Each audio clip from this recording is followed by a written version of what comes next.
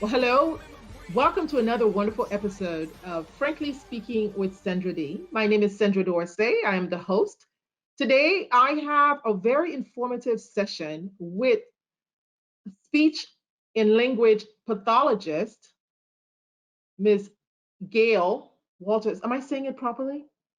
Yes, Gail Walter. I'm sorry. It's okay. I'm going to put this here so I can read this at the same time. That's why. That's better. Let's do this again. So I have my iPad, my notes. All right. So, yes, hello. Welcome to another wonderful episode of Frankly Speaking with SENDRA D. My name is SENDRA Dorcé. Today, I have a surprise for you, no politics, and just a little bit of business, but a lot of well-informed professionals. With me today, I have Gail Walter, who is the founder and managing director of Speech Avenue Therapy in Rockledge, Florida. And my and who the other person sharing the screen is Jane Krane, who is a speech language pathologist. And that's a mouthful. So I want to welcome them both. Thank you, ladies, for joining me on this new episode of Frankly Speaking with SENDRA D. I'm so grateful to you for taking the time to speak with me today. And I'm going to begin with Gail so that we can learn a little bit about you and how you got to this point in time. What was your journey like to get you to select this particular profession? And which is a serving profession, in my opinion, to help others come through their adversities, as you know, whether it is a neurological adversity. So you could tell me from your perspective what made you choose this path. Uh, at the age of 19, I went to work for a company called ARC in upstate New York. It was in 1983. They had just done what was called deinstitutionalization, where prior to that, people in the mental health facilities were in facilities that were state run. So there was numerous neglect issues. So the state decided to move to deinstitutionalization. That was the time when I got into this field. You just needed to know somebody that had a communication impairment. I fell in love with the field and people in it, and decided, after being hit with numerous replies of "you need a larger degree," that I decided to embark on a journey of obtaining a larger degree to be heard, because my voice at the time was not being heard. I fully understand that. At the age of 32, unfortunately, while I was obtaining my degree in psychiatric nursing, I had 2 car accidents in 6 months of each other. And it wasn't the first car accident, although it was bad.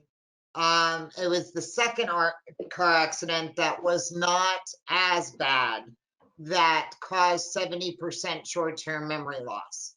And many people do not realize that they can actually get what's called traumatic brain injury if they're in 2 car accidents within 6 months of each other. So needless to say, I was in college and couldn't remember anything I was learning. I kept washing clothes over and over again. I couldn't remember what I was doing in the moment. I was at the time a home health aide, and my patients started noticing that I was doing very strange things. I was putting food in cabinets that belonged in refrigerators. I was not recalling where they lived. I was not recalling what they wanted laid out for the day to prepare them for their day. So I sought the consult of a neurologist, and they diagnosed me, and a neuropsychologist, and they diagnosed me with 70% short-term memory loss. I had to quit school and my life stopped as I knew it. I had to quit work. So I took some time off. After that, I started trying to figure out how to heal my brain and how to remember again. Nobody could direct me to a speech pathologist to heal my brain. They just pretty much said, go home, stop working, you're done. And at 32, I could not accept this. I still felt that I had much more to contribute to society. So my years in rehabilitation, I started researching. I went through the disability process, became disabled, and then I started seeking the help of the disabilities department at the local college that I was previously attending. After doing so, I started learning how the brain works in regards to memory and things that I could do to heal my brain. Well, the way the brain works is you can't just heal it. Once a part is broken, it's broken. But we have a miraculous brain and we have billions of neurons that can take on the duties of the broken parts. So after learning how to do that over a period of 8 years, I finally decided that I wanted to become a speech language pathologist, mostly because my history had been with people that involved communication disorders. But not only that, I now have a communication disorder. So, and I realized that I had nobody helping me. Right. So my healing time took much longer than was necessary. Now today, I own my own practice. I finished my master's degree, and I continue to research and use what I gained in my personal experience to work with children with autism who have a lot of memory disorders related to it and cognitive disorders, but also to specialize in TBI with an older population. Can you tell us what DBI is? TBI? TBI is traumatic brain injury. Traumatic brain injury is sustained when either you get a blow to your head or you get what's called an internal infraction going on. So you could have a stroke that would cause a TBI symptoms. Anything that assaults your brain. So if you have an aneurysm where the blood is blocked to an area of the brain for a portion of time, that is also an assault to your brain.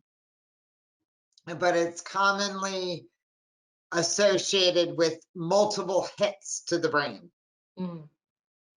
Thank you so much for that. And now I want to deviate from this, put that on pause for a minute because we'll come back to that.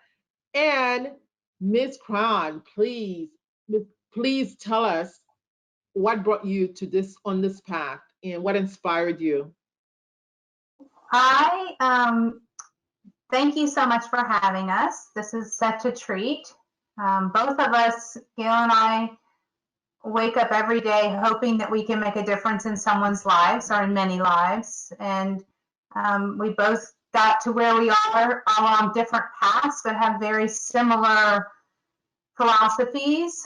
And it's just wonderful to work with her and be on her team.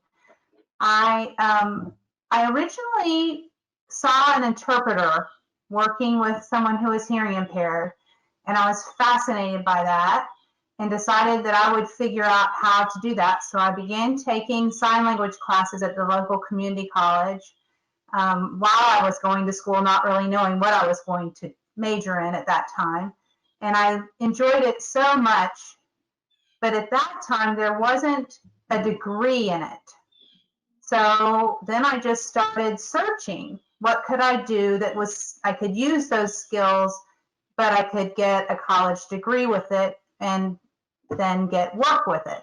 So I started looking at speech language pathology. And at that time, when I started, it was just a program that you would need a 4-year degree. But while I was in school, they changed the law and they required us to have a master's. So I was very fortunate that the program that I was in at Florida State allowed us to apply and to continue and take my master's at the same place. They don't necessarily allow that anymore. You sometimes have to move around. But I then began, also while I was in school, I got my certificate in gerontology. And I always thought I would work with the older population. I had a very close connection with my grandmother and all of her friends. But then I started working with little ones when I first got my first job, and I loved that as well. And so I have mostly been a pediatric speech language pathologist, working with kids for the last, it's coming up on 30 years, which is hard for me to believe, but it has just been wonderful. They've blessed me as much as I hope I've blessed them. That's wonderful. Well, thank you so much. And I want to correct myself. And you're in pronouncing your name. I know it's Krane for some reason, but I mispronounced it. So I apologize for that. Oh. And so coming back to Gail, so you ladies are wonderful. And the reason why I wanted to have this conversation on camera to be able to put this out there, because I know there's a tremendous taboo. I know for me, when I first heard of the, my perception of the field was for someone who, you mentioned someone who had been severely impacted by some kind of physical trauma. And, those are the only ones that you can actually help. But, someone that, when I told someone I was having this conversation with you, they said, can you ask them about what about fields such, or conditions such as Alzheimer's and dementia? Do you? So I wanted you to tell me a bit more about the kind of patients and the conditions that you help or assist with. Is Alzheimer's one of them, or no? It's not your field. I'll defer to Gail. Yes, it is in our field. It is in our field. I actually work with a patient right now that is diagnosed. And I have had a history of working with adults that suffer from dementia and Alzheimer's. Alzheimer's is actually what we call a dementia type memory disorder. So years ago, they had Alzheimer's and then dementia. And now in the new diagnostic manual, they have placed Alzheimer's under dementia. So it is a form of dementia. Interesting. Interesting. This is definitely an informative session on education for me. So I appreciate that. So for me, I'm a very emotional feeling person, and I want to get to you as a on the personal side. When you're interacting, and I said my undergrad is in psychology, but I chose not to go into the clinical field because I felt that I would get too attached with patients. I did an internship at the National Institute of Mental Health with Alzheimer's patients, and it was really difficult to see this person deteriorate. So how do you ladies stay grounded? How do you recharge yourself? having to interact with these kind of situations and conditions on a daily basis? How do you stay centered? You want me to go first? Uh, I think you have to think of it as every day I'm going to make a difference, even if it's not a big difference, it's going to be a difference. And you're going to help them or you're going to help their caregiver. And it doesn't matter whether they're a year old or 100 years old. Your goal every morning when you wake up is I want to make a difference. And if you keep that perspective, it helps. Now, I'm not going to say that it isn't hard. There are days that aren't as easy as other days. There's people that you think about a lot, but I think we try to focus on the positives and not the negatives. It really does help. yes. Thank you so much, Gail. Sorry, I didn't mean to step. For the longest time, because I got into this field so early, it was pounded into my head, do not get attached. Coming from a mental health background, do not get attached, do not get attached. And for many years, I separated myself. And I worked very hard on not getting attached. And then it seemed when I entered working with children that there was more of an acceptability of getting slightly attached. So I ended up meeting a family who had 2 children with autism, and they were wonderful. And I saw their children, both of their children, 3 times a week. So I was there 6 hours a week working with their kids. And one was nonverbal and one was verbal. So the family, watching the family struggle with having to navigate daily life with 2 children with limited cognition, it really allowed me to bond with the family, but keep a perspective. Since then, I've given myself permission to show acceptance and love to the families that we work with at Speech Avenues, as well does Jane too.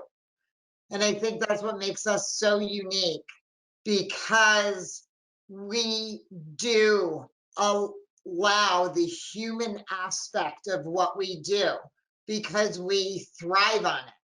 As caregivers and caretakers, we ourselves get internal pleasure in helping others.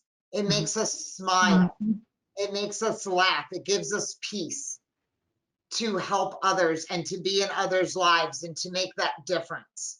And our children and our adults that work with us, they strive to be a better part of a better human themselves, to be the best they can be while communicating, because they feel accepted.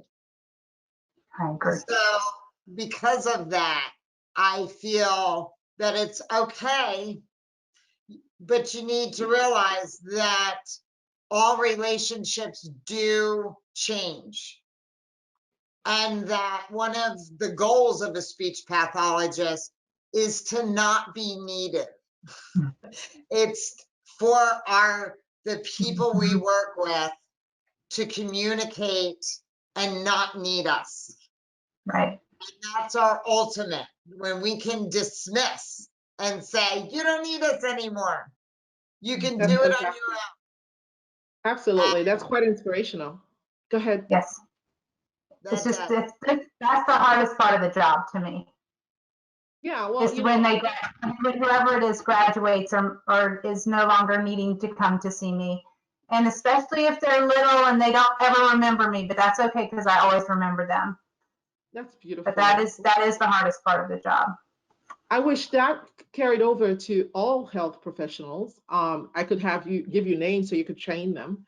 But you know, and so you know, I've had my share with, you know, someone who felt that I had to listen to them and, you know, you could never get off this medication. You had to be on it forever. So I can fully relate to both of you as in, you know, recognizing the process of when it's time to let go and move on, because I think life is a process of unfolding and it's continuous growth. And so on the topic of growth, so you know, we know today in the world that we live in, there's a lot of technological advances. So how do you see your field growing in the realm of technology? What's happening now and what's missing? What do you wish would could come about? Hopefully, maybe there's an inventor watching the show, and they can come up with what you think is missing or needs a bit more uh, technological structure to facilitate your task. Well, it's an amazing time that there is the ability to have teletherapy and telehealth. Gail and I have been very fortunate that when the COVID crisis started, the following week, we were able to see all of our patients just like always, but through telehealth. And we knew through the research that it was a very viable resource for us, but we just were talking about it. We were coming up with a plan, and there was no discussion. It was, we're doing this and let's figure it out. So we figured it out, and our patients didn't miss any therapy.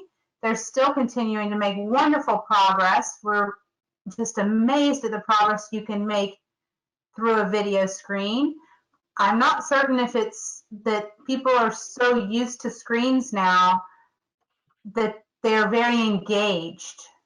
More so somewhat than when we were in the office. We're a combination now of in the office and telehealth. Mm-hmm. But one-on-one through telehealth, I don't lose their attention. There's nothing that can distract them, and it is fascinating. Gail can speak. She does a lot of augmentative communication, and she has phenomenal stories. I've used some of that, not nearly to the extent that she has. Gail? When COVID hit, it took the therapy healthcare arena some time to figure out where to go next. I had already been researching this aspect and taking classes already because I wanted our company to offer telehealth. So I was already informed and ready for a change. So when it hit, I was able to get us up and running in 3 days. That's amazing. Was the great support mechanism. She's like, go, go, go. That was awesome. And I had told her, you will always have work. Yeah. And we'll make this work. It's going to work. And to my astonishment, people that have limited cognition were able to do wonderfully using telehealth. There's some kids and adults it just doesn't work for. And I found with those patients, it's usually there's some sort of auditory processing issue going on. They have trouble with the hearing on the microphone. They have trouble with the focus. But they were very few. we did have to see some unlimited. So they couldn't tolerate a whole hour, but could tolerate a half hour. So it was definitely as needed and as tolerated. So we did miss, I know I missed visits. I missed, we did have a loss in the company due to COVID. So sorry to hear that. Telehealth, even after the initial loss, because of the platform we chose, it's a very good platform, so it allows us to have a variety. So we can actually flip between apps, we can flip on the camera, we can have multiple views on the camera. So like Jane said, we have made progress where you would think there's no way this person could do telehealth. And they've done it and they've excelled at it. That's so fantastic. it's, I really feel, and I'm hoping that the Centers for Medical Management continues to allow us as therapists and to allow doctors and healthcare professionals to utilize this and have insurance continue to pay for this viable option. That's because it interesting. has really since then increased our productivity and us being allowed to reach patients in rural areas that we were never able to reach before. That's fantastic. That's fantastic. Thank you so much for that. And so, there are, some technological geniuses, such as Elon Musk, who wants to put wires in the brain where we can communicate with one another. He just wants to, they are working on improving brain abilities. And what do you think about those type of technological advances? Are you familiar with anything that's happening that's sort of cutting edge that you see as able to assist children with better communication skills with, either implants or just, any different modalities? The one that I have seen and worked with is cochlear implant. It's not a new technology. The technology is evolving and getting better and better.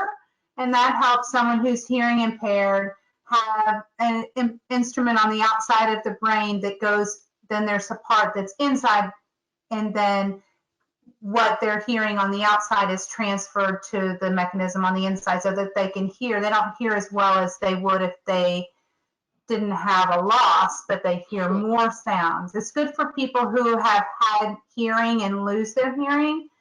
I'm not so certain of the other things that you're speaking of, but there are so many. We are learning more and more about the brain and how we once thought the brain was only plastic when we were very young. Yes, I think learning is easier when we're young and we're opening up all those pathways all at the same time. But we have learned that the brain is always able to create a new pathway, even as you age.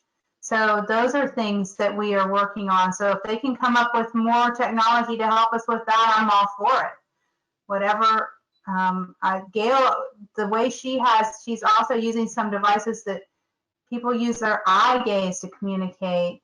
I've only used the ones where they actually physically touch different icons or things to help them speak. But Gail has had some amazing experience and made differences where people thought these individuals weren't able to communicate or didn't understand things. And she's figured it out and let their families figure out. They're very wise, and they didn't have a way to communicate those things. Wow, that's fantastic. Well, Gail, your story in itself is inspirational because you've had to come through so much. And so both you ladies are just phenomenal for coming on today. And I just want to, bring it to emphasize how much you have, come through. And when you were told to just be on disability for the next for the for the rest of your life. But so what was it within that was able to, make you know or believe that that was not going to be acceptable to you? What was, I mean, because, we are talking about advances and, in technology, but back then, this was not necessarily a field where it was, um, we could, first of all, the internet, you couldn't really research a lot like we have access to now. Now it's so much is available to us. So what was it within? So I want to, we've gone from, your personal journey into the, the technological journey, but I want to take you back to now the spiritual journey as to what was it within that was able to keep you going? Well, you're right. When I sustained my brain injuries, we were just breaking in to the computers and technology.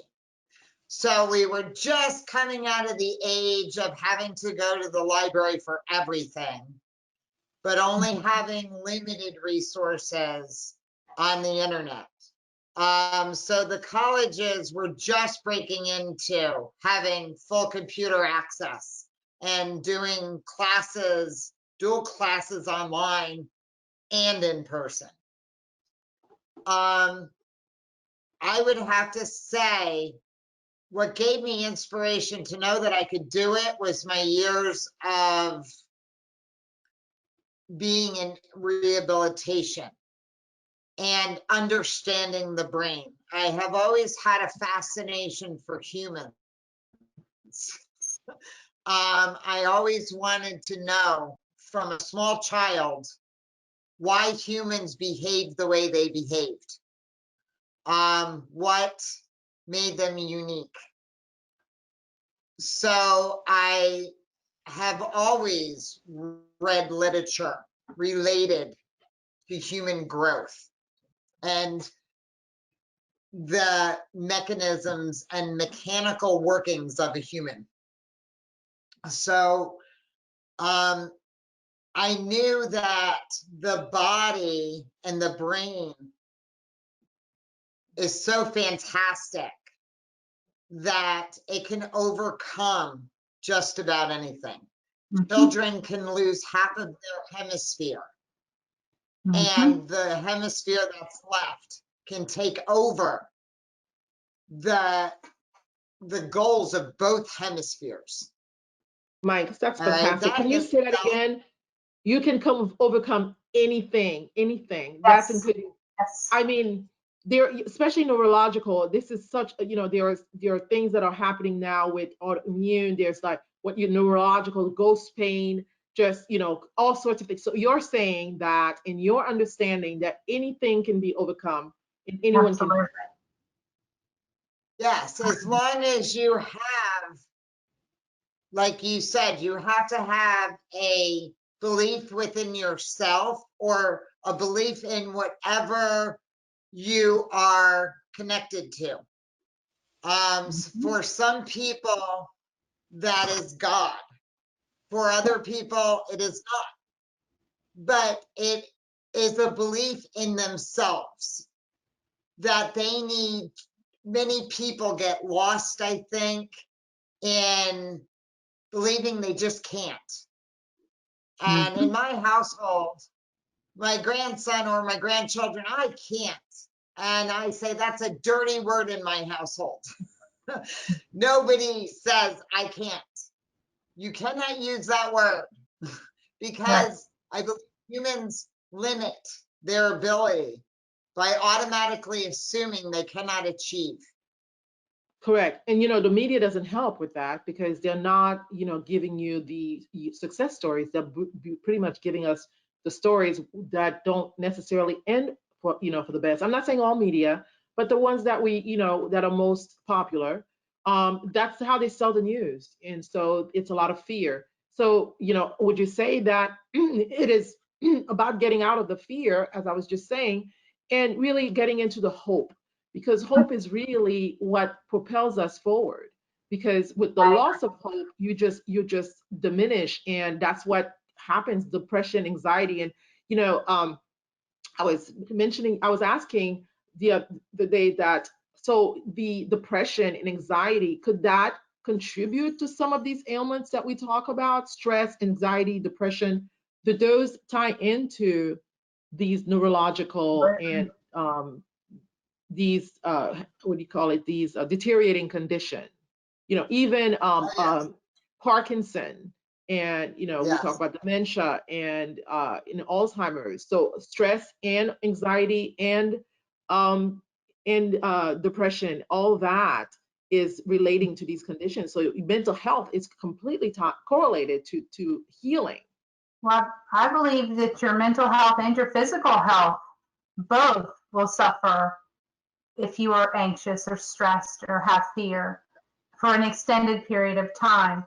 So my spirituality is a very strong faith in God, and I feel that connection in Him protecting and keeping me safe. I've gone through many struggles with losing parents when I was very young, and many things that could have kept me down, but my faith to get up every day and to not live in fear is huge. And if you don't try to focus on the positives and the moving forward, it's very easy to get stuck. Sure. So Gail and I have both seen numerous patients that have been given the same kind of sentence, basically that nothing's going to get better. And we've seen them make tremendous progress. I've seen countless stories, countless people getting better, young and old and in between. And it's that hope. That's why we get up every day and do what we do, because every day I feel like we make a difference, even if it's a small one, we make a difference somewhere, and even if it's just providing them hope. Thank you so much. Did you feel in all those people that you mentioned, are they did you find that there was a thread of similarity in their belief system? Was there something greater than them that kept them going? Did you feel that it wasn't just, you know, the therapy, it was something that when they left the therapy, that was definitely essential, but also something that kept coming back? Because when you go back for more therapy or any type of treatment, you're hoping that you're getting improvement. So something has to keep you going back. Some sense of worthiness or value in the bigger picture, that you are essential to this life. So therefore, you have to do whatever you can to get better. So I wanted to find out if you felt that these people, the majority of them, had a greater understanding of life itself, whether it be in a way of God or just the universe, whatever you want to call it, but there was something bigger than them, making them want to get better. I, it's do you want to answer it, Jane? Go ahead. You got it. Well, I think this is a two-part question for both of us. I think that it's individual to each person. I have some patients that contributed to their faith in God. I have some patients that don't seem to have a preference. I have some patients that believe in the universe. I believe that they start seeing progress themselves. And our reports from parents, I can understand my child better. Or reports from adults, I remembered those numbers I couldn't remember the week before. I remembered to write down my process. I remembered to use my process, and I communicated better when I did my speech. That the progress makes people believe and have faith that they can do it. Yeah. That's fantastic. That is definitely accurate. Did you want to? I'm sorry to interrupt That's you. good. I have the same similar scenarios. When people see progress in themselves or in their loved ones, it does provide them a lot of hope, and in their spirituality, I think it just all ties together. That's fantastic. Excuse me. So I know I you have need to to- go, right? And so Yes. did you have, so I know you, I want to thank you both. And so would you like to give some advice to parents that are dealing with children that are currently having developmental challenges? And also please give your contact information to those who want to reach out to you. Okay. Therapy company. We're located at 1237 Florida Avenue, Rockledge, Florida 32955. Our phone number is 321-338-2419. And for everyone struggling with the communication disorder, come and let us guide you to be the best version of you. And you can do it. You can always progress. Yes. And even if it's small, there will always be a progression. And Absolutely. have faith that you can do it. There's always the door to open. Absolutely. Absolutely. I always say, why not me? So That's right. Jane, would you like to give some advice and contact information as well?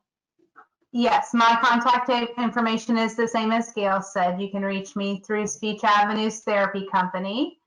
And yes, I fully believe that we are all created to be the best we can be, and we just have to fight to get there. And we can all do it if we just keep moving forward and try not to focus on what happened in the past and move forward and make every day the best it can be. Absolutely. Well, so far my day's been fantastic talking to you, to both you ladies. I want to say thank you for joining me. This is a step forward for me as I am progressing on this journey of Frankly Speaking with SENDRA D. I hope you enjoyed today, and I hope you will join us for a future session. And ladies, I would love to have you back. And please put your comments or questions in below so that if you have any further questions about this topic or any other topic, I would love to hear from you. Again, thank you for joining us and have a beautiful day. Thank you. Bye. Thanks for joining us for another episode of Frankly Speaking with SENDRA D on Sendor TV. Please subscribe to the channel so that you can be notified when a new episode is uploaded. Also follow us on Instagram and on Facebook, and we definitely appreciate you being part of this community.